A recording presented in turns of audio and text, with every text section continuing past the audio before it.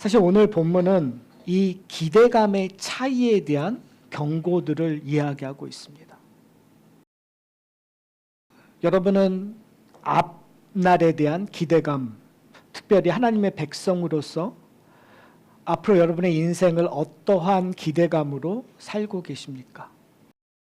좀 고민해 보셨으면 좋겠어요. 어떻게 보면 우리가 그냥 사는 게 사는 거지, 그냥 하루하루 열심히 사는 것으로 만족하면서 살 때가 참 많은 것 같아요. 그러나 오늘 본문을 통해서 저희가 하나님이 나에게 어떠한 기대를 품게 하셨는가, 내 인생은 어떠한 모습으로 펼쳐져야 되는가, 그것이 나이가 30대든 50대든 70대든 80대든 그거 상관없이 나에게 앞으로의 남은 인생들을 어떠한 기대감으로, 그 기대감의 근거에서 우리의 삶은 분명히 변해질 거란 말이에요. 오늘 본문을 통해서 그것들을 고민하는 시간이 되었으면 좋겠습니다. 11절을 보시면은요, 이렇게 시작해요. 그들이 이 말씀을 듣고 있을 때에 비유로 더하여 말씀하십니다. 그러니까 오늘 본문은 비유에 관한 이야기예요. 비유는 의도성이 있다고 제가 말씀드렸어요. 그러니까 비유에 대한 스토리를 우리가 아주 디테일하게 분석할 필요는 없는 것 같아요. 왜요? 비유를 우리가 이해할 때는 그 비유의 목적성이 중요해요. 그러니까 비유의 목적성에 근거하여 그 비유로 메시지를 전달하려고 얘기하는 중요한 내용이 무엇인지, 메시지가 무엇인지를 파악하고, 그리고 우리가 그 설정을 이해하는 것이 상당히 중요하다고 생각합니다. 그런데 오늘 예수님께서 비유로 말씀하시는데 그 전에 전제하고 있는 것들이 있어요. 뭐라고 전제하죠? 그들이 이 말씀 듣고 있을 때. 그러면 여기서 뭘 얘기하는 거죠? 무슨 말씀을 예수님께서 얘기했죠? 바로 전에 있었던 이야기예요. 삭개오와의 이야기를 통해서 예수님께서 그 전에 말씀하신 것이 있어요. 삭개오는 사람들이 생각했을 때 삭개오는 이방인처럼 여겼단 말이에요. 삭개오는 하나님에게 주어지는 복을 받을 수 없는 존재로 여겼어요. 그러나 예수님께서 바로 그 전에 뭐라고 얘기했죠? 이렇게 얘기하셨어요. 9절에 보면은 오늘 구원이 이 집에 이르렀으니 이 사람도 아브라함의 자손이미로다.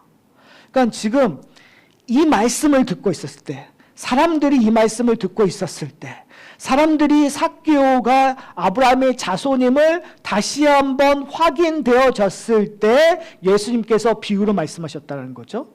자, 그러면 사람들은 어떤 마음을 갖고 있었을까요? 동의하는 마음을 가졌을까요? 아니면 의심의 마음을 가졌을까요? 아니면 거부의 말을 가졌을까요? 당연히 예수님의 말씀에 동의하지 않았을 거라는 것들을 우리는 예상할 수 있었어요. 왜요? 그 전에서부터 계속. 그러니까 성경은, 특별히 누가는 우리에게 이 두 다른 기대감의 차이를 지속적으로 얘기했었어요. 바리새인들이 기대하고 있던 모습들, 세리와 그 다음에 그 소외된 자들이 기대하고 있는 차이점을 누가는 우리에게 이 비교 대상으로 대조해서 우리에게 계속 보여주고 있었단 말이에요. 그러니까 지금 이 세리 중에 세리였던 그 세리장이 구원에 대한 기대감과 지금 이것들을 듣고 보고 있는 사람들의 기대감이 완전히 다를 수밖에 없는 거죠. 구원을, 은혜를 얻은 사람의 기대감은, 그 고백은 어디에까지 이르죠?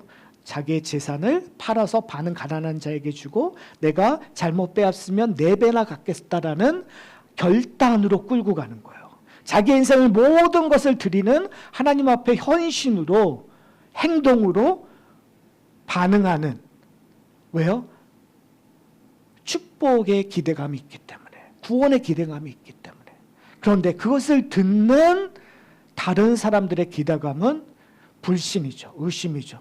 어떻게 저 죄인을, 어떻게 저 세리가 아브라함의 자손이야 라는 불신의 기대감으로 결국은 어떤 일들이 일어나죠? 예수를 돌로 쳐 죽이려고 하는, 예루살렘에서 예수를 십자가에 못 박으라고 하는 결과로 나타나는 것들을 저희는 볼 수가 있어요. 근데 이 비유를 보시면은요, 이렇게 얘기하고 있어요. 이 비유를 언제 하셨느냐면 11절에 보면 자기가 예루살렘에 가까이 오셨고 그들은 하나님의 나라가 당장 나타날 줄로 생각함이었더라. 요게 지금 세팅이에요. 자, 예수님은 어디에 가까이 오셨다는 걸 강조하고 있어요? 예루살렘에 가까이고 있다는 걸 이야기하고 있어요. 예루살렘에 가까이 왔다는 건 예수님이 원하는 일들이 있었어요. 무슨 일이죠? 십자가에 달려 죽으시는 일. 대속의 일을 예수님은 계속 생각하시고 제자들에게 내가 이제 잡히겠다, 내가 이제 죽겠다, 그리고 내가 사흘 만에 부활할 것이라는 이야기를 제자들에게 말씀하셨어요. 그러나 제자들을 포함한 다른 사람들은 예루살렘에 가까이 가면 갈수록 무슨 생각을 하는 거죠? 아, 예수가 왕이 되시겠구나. 하나님의 나라가 지금 당장, 다윗의 왕국이 지금 당장 이곳에 임하겠구나라는 기대감을 품고 있었죠. 그러니까 예수님의 기대와 이 제자들을 포함한 이 이스라엘 백성들의 기대감이 충돌하는 곳이 어디예요? 예루살렘이에요. 그 충돌하는 시점에서 예수님께서 비유를 드셨어요. 그러니까 결국은 예루살렘 올라간 다음에 어떤 일이 일어날까에 대한 비유를, 다른 말로 해보면 제자들에게 내가 십자가의 사건 다음에 어떠한 삶을 살아야 되는지에 대한 이야기를 하는 것이 바로 이 비유라는 사실을 저희가 오늘 이 부분을 통해서 이해하셔야 돼요. 예수님께서 비유를 하세요. 한 귀인이 있었는데 그 귀인이 왕위를 받기 위하여 이제 먼 나라를 가야 돼요. 이 말의 시작이 우리에게는 그냥 이야기의 스토리로 생각할 수 있지만 역사상 이스라엘 백성들이 이 비유를 들었을 때 딱 연상되는 일들이 있어요. 그들의 역사가 연상되는 거예요. 이스라엘 백성들은 로마의 속국이었기 때문에 왕이 되기 위해서는 로마 황제의 인가를 받아야 되는 거예요. 그러니까 지금 이스라엘 백성은 이 이야기를 딱 듣는 순간 이 비유가 지금 일어나고 있는 헤롯 왕의 이야기겠거니라고 생각을 하고 있는 거예요. 그러면서 예수님께서 이야기를 해요. 그 먼 나라로 가는데 종이 10명이 있는데 한 명에게 한 문화씩 주고 장사할 것을 이야기를 해요. 그러면서 그런데 갑자기 비유가 뜬금없이 14절에 보면 이렇게 얘기해요. 그런데 그 백성이 그를 미워하여 사자를 뒤로 보내어 이르되 우리는 이 사람이 우리의 왕됨을 원하지 아니하니이다라 하였더라. 그러니까 이것 또한 역사적 사건이에요. 헤롯 왕이 왕위를 계승하려고 갔었을 때 이스라엘 백성들이 정말 로마 황제에게 보내서 우리는 이 사람을 원하지 않습니다 라는 일들이 일어났었어요. 그러니까 지금 이 이야기를 했을 때 이들에겐 너무나 익숙한 일이에요. 그런데 바로 이 역사적인 사건을 통해서 예수님께서 자신에게 일어날 일을 이야기하고 계시는 거예요. 이상하죠? 우리는 이 열 문화 비유 그리고 마태복음에 기록되는 달란트 비유를 생각했을 때 늘 우리의 관심은 어디에 있죠? 결론에 있어요. 어떻게 달란트로 어떠한 결과물을 내어내는가에 우리는 관심을 가져요. 역시 마찬가지로 우리는 문화의 비유를 했을 때 이 문화가 한 문화가 어떻게 열 문화로 변하는가, 한 문화가 어떻게 5 문화로 변하는가. 그래서 10 문화를 받았을 때 예수님의 칭찬을 받고 5 문화를 받았을 때 예수님의 칭찬을 받고 주인의 칭찬을 받고 그리고 10고을을 다스릴 상을 받고 5고을을 다스릴 상을 받는 거에 우리는 집중해요. 그래서 우리의 모든 결과는 어떻게 내게 주신 달란트, 내게 주신 문화, 이걸 어떻게 최대한으로 끌어올리는 순종을 하고 행동을 해서 주인을 기쁘게 하고 그 결과물로 나에게 주어지는 상급을 받으려는 것이 우리는 이 비유를 봤을 때 항상 나오는 결과물이에요. 저는 그것보다 더 중요한 내용들이 있다고 생각해요. 그것은 뭐냐면 오늘 본문에서 이 내용을 말하지 않음에 필요가 없어요. 그럼에도 불구하고 예수님은 비유의 장치를 제공하고 있단 말이에요. 그 장치는 뭐죠? 왕으로 돌아오는 일들을 싫어하는 사람들이 있다라는 거예요. 귀인이 왕으로 돌아오는 것에 대해서 거부하는 사람이 있다는 거예요. 다른 말로 얘기하면 예수님이 왕 되심을 거부하는 사람들이 있다는 거예요. 예수님을 싫어하는 사람들이 있다는 거죠. 그러니까 이 관점에서 오늘 이 문화의 비유를 이해해야 되는 거예요. 그래야 이 한 문화로 장사한다는 것이 도대체 어떤 의미인가? 그렇죠? 거기에 순종한다는 것이 어떤 뜻인가? 그렇다면 우리는 어떠한 장사를 하고 우리는 어떠한 일을 이루기 위하여 우리의 인생을, 우리의 기대를 설정해야 되는가를 저희가 찾아야 되는 거겠죠. 예수님 오늘 이 비유에서 요구하는 것은 뭐냐면 한 문화씩 주고 장사할 것을 얘기해요. 그리고 나서 예수님 이 귀인이 돌아옵니다. 그리고 나서 계수를 해요. 자, 이것을 예수님의 인생으로 이야기를 하면 예수님께서 이제 앞으로 예루살렘에서 십자가 달려 죽으시고 그리고 어떻게 되시죠? 아버지의 집으로 가셔요. 그러니까 먼 나라로 가는 것, 즉 예수님의 인생을 여기에다가 투영시키는 거란 말이에요. 예수님께서 구속의 사건들, 대속의 사건을 하시고 승천하셨다라는 거, 먼 나라로 가신다라는 것이 단순히 일이 끝냈으니까 그냥 올라가셨다. 나는 내가 할 일을 다 했으니까 이제 돌아갈게. 이 의미가 아니라 돌아가시는데 무엇이 되기 위하여? 왕이 되시기 위하여. 왕 되심을, 다른 말로 얘기하면 예수 그리스도의 사역이 완성됨으로 말미암아 하나님의 구원 사역이 이루어졌고 그 하나님의 구원 사역으로 말미암아 예수 그리스도가 하늘 보좌에서 다스리고 계시는 왕 되심이 선포되는 거, 그리고 우리에게 약속되는 것이 뭐죠? 예수님이 다시 오시겠다라는 얘기예요. 다시 오시는 날, 오늘 본문의 마지막처럼 하나님의 심판이 임하는 거예요. 예수를 거부했던 자들에게 하나님의 심판이 임하고 예수에게 순종했던 자에게 하나님의 축복이, 하나님의 상급이 임하는 것들을 보여줄 수 있어요. 이것이 바로 예수님이 오실 때 일어나는 모습이죠. 자, 그렇다면 오늘 이 제자들, 이 종들이 계수하는 일들, 그 계수하는 판단들의 근거들이 바로 장사하는 일이잖아요. 그럼 결국은 장사하는 일이라는 것은 뭐냐면 성도로서 이 땅에서 사는 삶이겠죠. 그러니까 다른 말로 얘기하면 지금 우리에게 한 문화씩 예수님께서 우리에게 주셨어요. 여러분이 예수님을 믿는 순간 우리에게는 하나님이 주시는, 예수님이 주시는 한 문화가 우리에게 주어졌어요. 그런데 이 한 문화라는 액수는요, 달란트와 좀 달라요.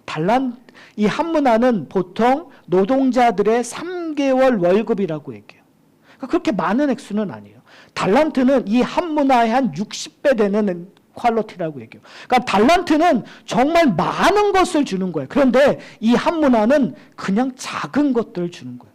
그러니까 어떤 의미에서 우리에게 이게 특별한 은사, 정말 뛰어난 무엇인가를 주는 것이 아니라 그냥 내가 예수를 믿는 순간 나에게 정말 너무나 다른 사람 보기에는 그냥 평범한 것들이 나에게 주어진 거예요. 누구에게나 똑같이 차등 없이. 그렇죠? 달란트 비유는 차등이 있었어요. 그런데 한 문화의 비유는 차등이 없어요. 누구나 다 하나님의 종들이라면, 예수 그리스도의 사람들이라면 똑같이 특별한 것도 없이 모두가 동일하게 주어졌다는 거죠. 누구의 이야기예요? 우리의 얘기예요. 그리고 우리에게 요구되는 건 뭐냐면 장사라고 얘기했어요. 그러면 성도로서 예수님이 오시기 전까지 우리는 장사하는 삶을 살아야 되고, 그리고 마지막 날 예수님께서 돌아오셨을 때 우리와 계수한다는 거죠. 잘했느냐 못했느냐를 계수한다는 거죠. 자, 그러면 여러분 어떠한 계수를 할까요? 여러분 어떠한 결과물을 내놓기를 원하십니까? 결과론적으로만 본다면 10배, 5배를 내야 되겠죠. 근데 우리 한번 고민해 보세요. 10배, 5배라는 것이 무엇인가? 그 양이 얼마나 큰가 적은가는 저는 그렇게 중요하지 않다고 생각해요. 저는 오늘 어떻게 보면 이 악한 종의 모습을 통해서 10배, 5배가 뭔지를 발견했으면 좋겠어요.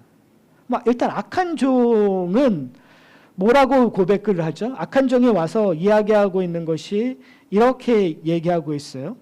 20절에 보면 당신의 한 문화가 여기 있나이다. 내가 수건으로 쌓아두었나이다 라고 얘기하고 있어요. 돈을 수건에 쌓아놨다라는 것은 우리가 어떤 의미에서 그냥 잘 보관하려고 수건에 쌓아놓았다라고 생각은 할 수 있지만 이것이 달란트 비유에서는 어디에다가 뒀다고요? 땅에 묻었다고 얘기하고 있잖아요. 그러니까 달란트 비유에서는 적어도 그 당시에 랍비들에게 허용되었던 보관법이에요. 그러니까 율법을 나름대로 최대한 노력했었던 방식으로 돈을 땅에다 묻는 것, 허용되는 보관법이에요. 그런데 수건에 쌓았다라는 것은 그것보다 더 허술한 거예요. 다른 말로 얘기하면 법에서 기준하고 있는 그 당시에 문화적으로 상식적으로 허용하는 것보다 더 경솔히 경허히 여겼다라는 거예요. 다른 말로 얘기하면 그 주인이 이야기하는 이 한문화를 주고 장사라는 거에 대해서 귀담아 두지 않았다라는 거예요. 다른 말로 얘기하면 이 악한 종은 기대치가 작았다라는 거죠. 그럼 우리가 질문해야 될 건 뭐냐면 그럼 왜 이 악한 종은 기대치가 적었을까? 거기에 대한 답을 21절 해요. 이렇게 얘기해요. 당신이 엄한 사람인 것을 내가 무서워함이라. 당신은 두지 않은 것을 취하고 심지 않는 것을 거두나이다. 당신은 엄한 사람입니다. 당신은 철저한 사람입니다. 당신은 좀 가혹한 사람입니다. 라고 얘기하는 거죠. 두지도 않았는데 거두려고 하고 당신은 좀 폭력적입니다. 라고 얘기하는 것처럼 들릴 수 있어요. 자, 그런데 바로 여기서 결국은 기대치가 왔다 갔다 하는 거예요. 뭐에 대한 기대치죠? 이런 기대치가 이런 식으로밖에 나올 수 없는. 한번 잘 생각해 보세요. 10명이 있었는데 이 한 사람, 다른 사람은 어떠한 걸 나왔는지 알아요? 이제는 안 나오지만 10문화가 남은 사람, 5문화가 남은 사람, 지금 한 문화만 가져온 사람을 비교하고 있단 말이에요. 그럼 이 비교 대상에서 왜 이런 식으로 나왔는가? 주인은 똑같잖아요, 여러분. 근데 주인을 바라보는 시선이 다르기 때문에 한쪽은 10문화의 결과가 나오고 5문화의 결과가 나오고 하나는 한 문화를 갖고 나와서 주인에게 얘기하는 거예요. 당신이 가혹해서 내가 만약에 이것마저 잃어버리면 당신이 나를 어떻게 할지 모르니까 제가 불안해서 수건에 쌓아놨습니다라고 지금 얘기하고 있는 거예요. 그의 판단의 기준은 자신에게 있는 것이 아니라 누구에게 있는 거예요? 주인에게 있었던 거예요. 다른 말로 얘기하면 자신의 게으름을 주인에게 지금 전가해버리는 거예요. 당신이 가혹해서 당신이 정말 unfair해서 이런 일들이 결과물이 나왔습니다라고 얘기하고 있는 거죠. 그러자 22절에 보면 주인이 이렇게 얘기해요. 악한 종아, 내가 내 말로 너를 심판하노니 너는 내가 두지 않는 것을 취하고 심지 않는 것을 거두는 엄한 사람인 줄 알았느냐? 그러면 어찌하여 내 돈을 은행에 맡기지 아니하였느냐? 그리하면 내가 와서 그 이자와 함께 그 돈을 찾으리라. 뭘 얘기하는 거예요? 우리 한번 따져볼래? 내가 엄한 사람이라고 얘기한다면 네가 해야 될 일은, 네가 정말 장사하기를 두려워한다면 뭘 했어야 된다는 거예요? 은행에 맡겨서 이자라도 나와야 되는 거 아니냐라는 이야기를 하고 있는 거예요. 여러분, 이것을 통해서 우리가 유추할 수 있는 건 한 문화가 있었는데 그 한 문화를 다 잃어버린 사람이 있다면 이 주인은 그 한 문화를 잃어버린 사람을 어떻게 됐을까요? 저는 그 한 문화를 잃어버린 사람을 이렇게 꾸짖지 않았을 거에 대한 확신이 있어요. 왜요? 그는 주인의 마음을 알았기 때문에.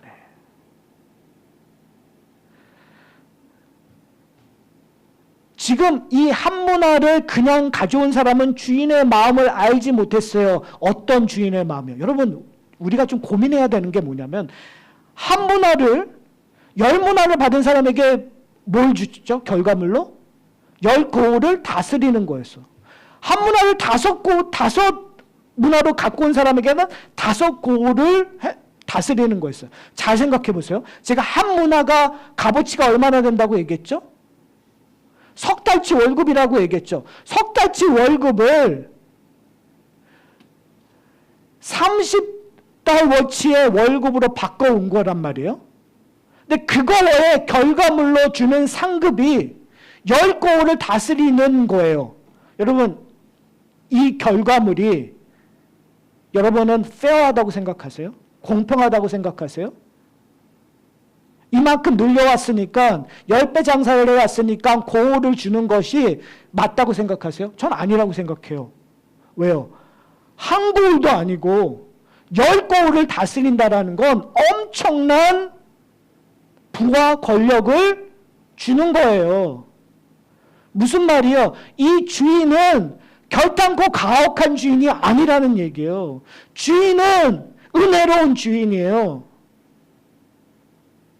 그 은혜로운 주인이 한 문화를 열심히 써서 마이너스가 되더라도 그 주인은 그 주인의 요구했던, 주인이 담았던 그 뜻을 온전히 이루면 주인은 그 종을 한 고을에도 다스리게끔 하실 거란 말이에요.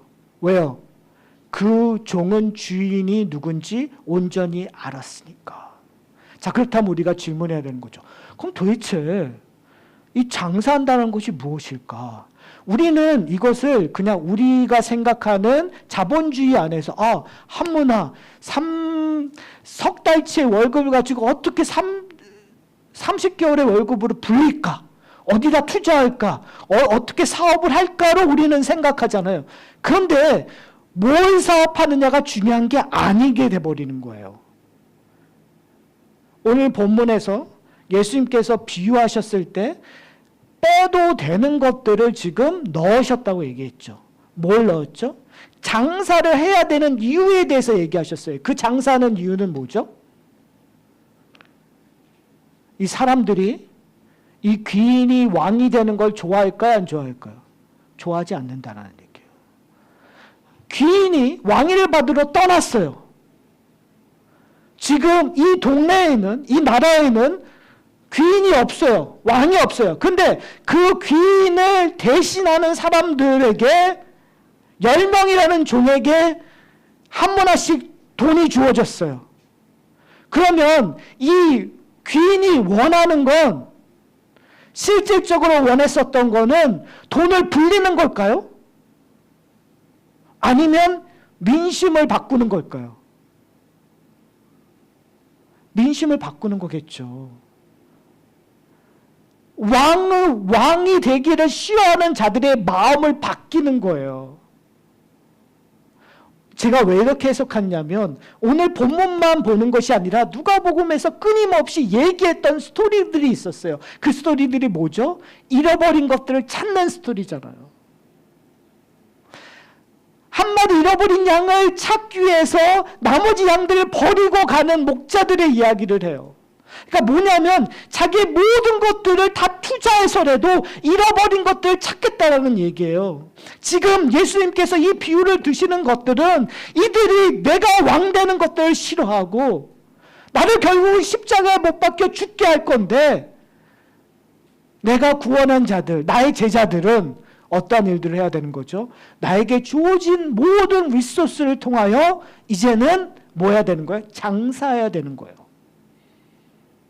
누가복음의 표현대로 그러면 불의한 재물로 뭘 만들라고요? 친구를 만드는 거예요. 누구의 친구를? 우리의 주인의 친구로 만드는 거죠. 내가 나에게 준 한 문화를 가지고 주인의 친구를 많이 만들었습니다가 결국은 내게 뭐가 있다는 거예요? 주인이시여, 내게 10명의 친구가 있습니다. 10명의 친구를 만들었습니다. 내게 5명의 친구를 만들었습니다. 내가 내 모든 리소스를 다 썼는데 결국은 한 명의 친구도 못 만들었습니다. 그래도 주인은 뭐로 기뻐하는 거예요? 네가 나를 온전히 알고 있구나. 내 뜻을 온전히 알고 있구나. 라로 주인은 기뻐하며 그 종을 칭찬했을 거란 말이에요. 그러나 지금 이 악한 종은 주인의 뜻을 몰랐어요. 주인이 진짜 원하는 것들을 모르고 그냥, 왜요? 가치를 두지 못했으니까요. 주인이 얼마나 은혜로운 주인인지를 깨닫지 못했어요. 주인이 왕이 된다는 걸 온전히 깨닫지 못했어요. 그러니까 수건으로 싸서 놓았다는 건 그냥 방치해 놓았다는 거예요. 다른 말로 얘기하면 한 문화가 그의 인생에서 아무런 의미가 없어져 버리는 거예요. 이걸 우리 인생으로 적용한다면 사랑하는 성도 여러분, 여러분에게는 하나님의 주시는 은혜가, 예수 그리스도의 믿음이 여러분에게 주어지셨어요. 여러분은 그 믿음, 그 은혜, 그것을 어떻게 사용하고 계세요? 무엇을 위해서 사용하고 계세요? 내가 좀 더 나은 사람이 되기 위해 사용하고 있나요? 내가 다른 사람들 보기에 친송받기 위하여 사용하고 있나요? 내가 어떠한 권력이나 내가 어떠한 그 무엇인가를 드러내기 위하여 그것이 쓰여지고 있나요? 그렇다면 그것은 우리의 주인이신 예수 그리스도가 누구인지 모르는 거죠. 왜요? 누가복음에서 끊임없이 지금 예수님께서 경고하고 있었던 사람들이 있어요. 바리새인들이었어요. 서기관들이었어요. 좋은 종교 지도자들이요. 그들은 높은 자리에 쓰려고 했었고, 그들은 칭송받으려고 그랬었고, 그들은 무엇인가 대단한 거라는 것들을 보여줬어요. 그러나 예수님께서 얘기하는 것들은 뭐냐면 이들은 거짓 목자라고 얘기했어요. 그렇다면 올바른 자들은 뭐예요? 나를 불쌍히 여기소서라고 예수 그리스도 앞에 나가서 그가 받은 은혜를 경험한 자들은 어떻게 해요? 자기의 모든 것들을 내려놓고 예수를 따르는 일. 요한복음에 보면 나사로의 모습이 나타나잖아요. 나사로의 인생 속에서 뭐가 드러나죠? 사람들이 나사로를 보고 예수를 믿었다라는 표현들이 나와요. 예수를 따랐더라. 여러분의 인생 속에서, 우리 인생 속에서 드러나야 될 건 뭐냐면 우리의 모습을 보고 예수를 알아가는 것. 그것이 장사하는 일들이에요. 저는 장사의 모습이 가장 잘 나타나는, 하나님의 나라의 모습이 잘 나타났던 것이 사도행전 2장 42절에서부터 45절에 나타났다고 봅니다. 제가 먼저 읽어드릴게요. 저희가 사도의 가르침을 받아 서로 교제하며 떡을 떼며 기도하기를 전혀 힘쓰니라. 사람마다 두려워하는데 사도들은 인하여 기사와 표적이 많이 나타나니 믿는 사람이 다 함께 있어 모든 물건을 서로 통용하고 또 재산과 소유를 팔아 각 사람의 필요를 따라 나누어주고 날마다 마음을 같이하여 성전 모이기를 힘쓰고 집에서 떡을 떼며 기쁨과 순전한 마음으로 음식을 먹고 하나님을 찬미하며 또 온 백성에게 친송받으니 주께서 구원받는 사람을 날마다 더하게 하시니라. 결론이 뭐죠? 주께서 구원받은 사람을 날마다 더하게 하니라. 다른 말로 얘기하면 한 문화가 10문화로 변하는, 한 문화가 5문화로 변하는 거예요. 근데 그렇게 하기 위해서 했던 일들이 뭐죠? 사람들의 필요에 따라 나누어 주고 마음과 성전에 모이기를 힘써하고 그리고 기쁨과 순전한 마음으로 먹고 하나님을 찬미하는 일들이 일어났다는 거예요. 우리의 일상이 다 못하기 위하여 하나님이 주신 은혜를 기뻐하고 그것들을 나누기 위하는 일들이라는 거예요. 사랑하는 성도 여러분, 뭐 대단한 일을 해서 한 문화가 10문화로 변하는 걸 얘기하는 것이 아니에요. 우리 인생 속에서 예수 그리스도가 나의 주인 되심을 고백하는 삶 자체가 장사하는 거죠. 그 삶의 결과는 결국은 잃어버린 일들을 찾는 일들에 내 말과 행동과 내 마음을 다하는 일들이라고 성경은 우리에게 이야기하고 있습니다. 그때 우리에게 주어지는 것이 뭐죠? 10마을을 다스리고 5마을을 다스린다는 것, 그것이 도대체 어떤 의미일까요? 그것은 결국은 천국을 풍성히 누릴 수 있다는 거예요. 사랑하는 성도 여러분, 여러분의 기대감은 어디에 있습니까? 여러분의 기대치는 어디에 있습니까? 잘 한번 생각해 보세요. 여러분의 기대치가 이 땅에 있다면 땅에 있는 만큼 여러분들은 하나님이 주시는 것들을 사용할 거예요. 그럼 만약에 우리의 기대치가 하늘나라에 있다면, 썩어져 없어질 것에 있다면, 영원에 있다면, 그렇다면 이 땅의 것들을 내려놓을 수 있는 거죠. 이 땅에 있는 좀 어려움들, 불편함들을 내려놓고 잃어버린 자를 찾기 위하여, 잃어버린 자를 위하여, 그들과 친구 맺기 위하여, 그들과 함께하기 위하여 우리가 하는 일들이 일어나겠죠. 결국은 우리는 질문해야 됩니다. 나는 어떠한 기대치를 갖고 있는가? 나는 예수에 대해 어떠한 기대치를 갖고 있는가?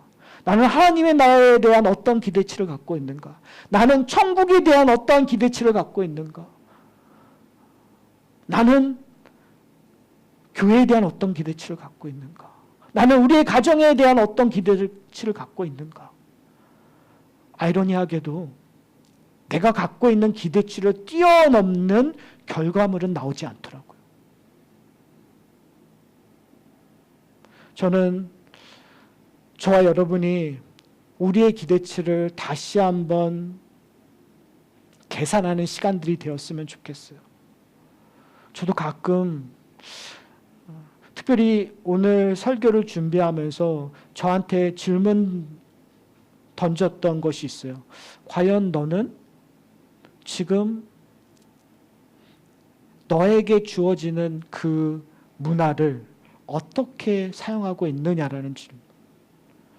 가끔 나는 수건에 싸서 이 한 문화를 지키고 있나라는 생각이 들 때가 종종 있다라는. 왜 그럴까라고 생각했었을 때 과연 나의 기대치는 어디 있는가? 내가 10년 전에 내가 기대했던 기대치보다 지금 나는 어떠한 기대치로 내 인생을 살고 있는가? 나는 내 기대치를 하나님이 주신, 예수님이 주시는 그 은혜에 더 기대치를 두고 있는가? 아니면 내 생각, 내 욕망, 내 계획에 더 기대치를 두고 있는가라는 질문을 던질 수밖에 없더라고요. 그때 그 답이, 그 답하기가 되게 불편하더라고요.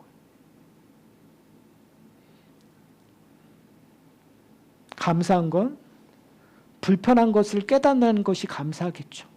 왜요? 그래도 제 마음속에 정답을 알고 있으니까. 사랑하는 성도 여러분,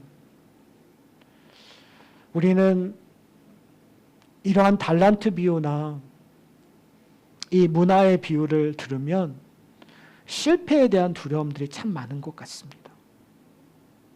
근데 오늘 본문이, 예수님의 비유가 우리에게 이야기하는 실패는 우리가 생각하는 실패와 다른 것 같아요. 비유에서의 실패는 하나님이 우리에게 주시는 가치에 대한 기대감이 현저히 떨어지는 거예요. 하나님에 대한 신뢰가 떨어지는 것이라고 얘기해요. 근데 우리의 걱정은 내가 실패하느냐에 대한, 내가 뭔가를 잘하지 못하는가에 대한 두려움이 더 큰 것 같아요. 그러나 우리는 은혜로우시고 긍휼하신 하나님을 믿는다면 우리의 실패는 오히려 예수님께서 이야기했던 것처럼 실패하고 애통하는 자처럼, 세리처럼, 과부처럼, 어린아이처럼 연약하고 힘든 자들을 감싸주시고 위로하시는 그 예수님을 믿는다면 사랑하는 성도 여러분, 실패를 두려워하지 않고 내 모든 것들을 내려놓고 예수님을 따르는 그런 결단의 시간이 되으셨으면 좋겠어요.